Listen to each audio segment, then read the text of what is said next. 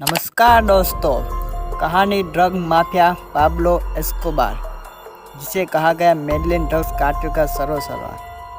आज कहानी दुनिया के सबसे बड़े ड्रग माफिया पाब्लो एस्कोबार की, जिसे मेडलिन ड्रग्स कार्टेल का सर्वसर्वा कहा गया। पाब्लो एस्कोबार का पूरा नाम पाब्लो एमिलियो एस्कोबार किविरा था।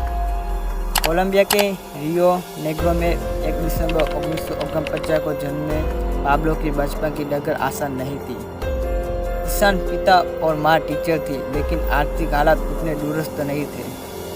लेकिन उसने 70 से लेकर 90 के दशक तक जुर्म की दुनिया में ऐसी पहचान बनाई कि नाम इतिहास में दर्ज हो गया। पाब्लो का जब जन्म हुआ तो कुछ दिन बाद ही परिवार रियो नेग्रो से मेडलिन के पास बसे इलाके एनवी गांडो में चला गया। पाब्लो ने स्कूलिंग खत्म कर कॉलेज पहुंचा, लेकिन फिर फीस न भरे जाने से कारण कॉलेज भी छूट गया। इसी दौर में उसे पैसे कमाने की लत लगी तो ग्रेवस्टोन, नकली डिप्लोमा, स्टीरियो सेट के उपकरणों की तस्करी करने लगा और फिर कारें भी जुड़ाई। साल 1974 में पाब्लो की पहली गिरफ्तारी हुई। इसी दौर में कोलंबिया में ड्रग्स का धंधा फलना शुरू हो गया था। उस समय कोलंबिया में कोकेन की तस्करी में खूब पैसा था। ऐसे में पाब्लो के दिमाग में अब ड्रग्स की तस्करी का भूत चढ़ा। इसके बाद उसने कुछ साथियों के साथ ड्रग्स की तस्करी शुरू की। 1976 में 26 साल की उम्र में पाब्लो ने 15 साल की मारिया विक्टोरिया से शादी की। उनके 2 बच्चे जुआन पाब्लो और मैनुएला थे। फिर 1980 में आते आते पाब्लो एस्कोबार का मेडलिन कार्टेल समूह का ड्रग्स के धंधे में दबदबा हो गया, जिससे उसने अंकुश संपत्ति बनाई। पाब्लो के भाई रॉबर्टो एस्कोबार की किताब द अकाउंट स्टोरी के मुताबिक वो कई बार एक दिन में करीब 15 टन कोकीन की तस्करी करता था। उसे 1989 में फोर्ब्स मैगजीन ने एस्कोबार को दुनिया का 7वां सबसे अमीर शख्स भी बताया था। तब पाब्लो एस्कोबार की अनुमानित निजी संपत्ति $25 बिलियन थी। उसके पास कई लग्जरी मकान, गाड़ियाँ और खुद का चिड़ियाघर था।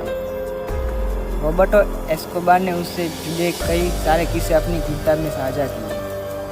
किताब द अकाउंट स्टोरी में साझा किए गए किस्सों में कई बड़े मशहूर भी हुए, जैसे कि एक बार पाब्लो ने एक बार सर्दी से बचने के लिए करीब 15 करोड़ की नकली आग में जला दी थी।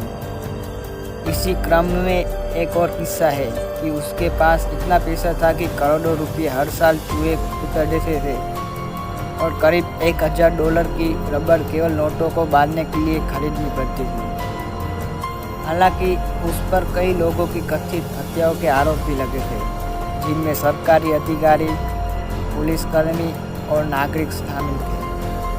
साल 1989 में कथित तौर पर एक कथित मुखबरी को मारने के प्रयास में एक हवाई जहाज में बम रखा था। इस धमाके में 100 से अधिक लोग मारे गए थे। पाब्लो ने खुद को रॉबिन हुड की छवि देने के लिए काफ़ी गरीबों की मदद भी की थी। इन सालों में उसने पूरी सरकार को हिलाकर रख दिया था। लेकिन 2 दिसंबर 1993 को पाब्लो एस्कोबार को कोलंबिया पुलिस ने मार गिराया था। तो दोस्तों, कहानी ड्रग माफिया पाब्लो एस्कोबार की थी। अगर आपको ये स्टोरी अच्छी लगी हो तो चैनल को सब्सक्राइब करना और कमेंट करके बताना ये वीडियो कैसी लगी। धन्यवाद।